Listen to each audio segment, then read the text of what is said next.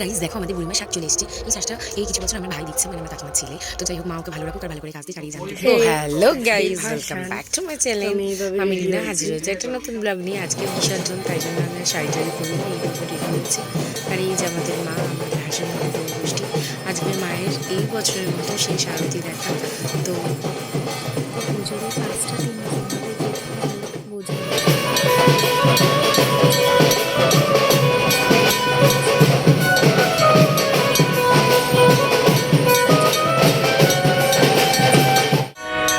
যে মায়ের ঘর বাড়ি দেওয়া হয়েছে, মায়ের শাড়িগুলো খুলে দেওয়া হয়েছে।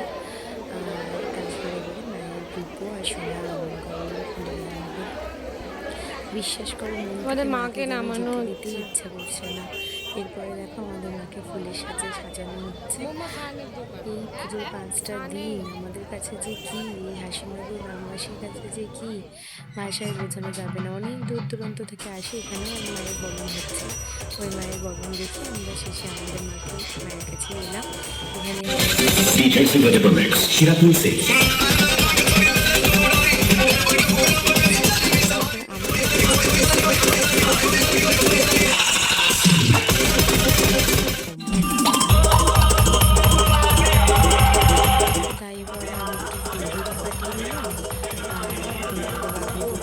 ধূপটি ফাটালে এবার বরণ চলে গেছে, আমাদের মায়ের বরণটা চলছে।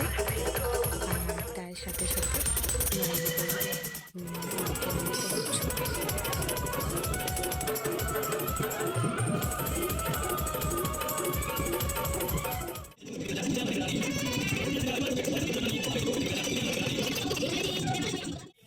সিঁদুর খেলতে উঠে পড়েছে। মায়ের মুখটা সিঁদুর দিয়ে কি সুন্দর মিষ্টি খাইয়ে রাঙিয়ে দিচ্ছে। মাকে যেন মনে হচ্ছে আমরাই না ছাড়ি। আর চোখটা দেখো মায়ের পুরো চলো চলো কে যেন কান্না করছে। যখন আরতি হচ্ছিল না, তখনই যেন আমার মনে হচ্ছিল যে মা যেন এবার কান্নু কান্নু করছে। যাই হোক, মাকে তো বাড়ি ফিরতেই হবে। আবার একটা বছরের অপেক্ষা আমাদের মায়ের জন্য।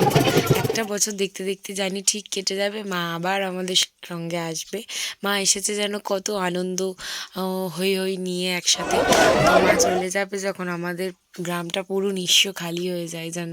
আর এখন আমাদের এখানে সবাই মিলে সিঁদুর খেলছে।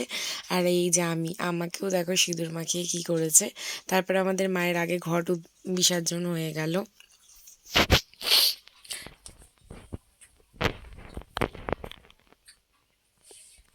দেখো আমাদের বিসর্জন আমাকে কি সুন্দর করে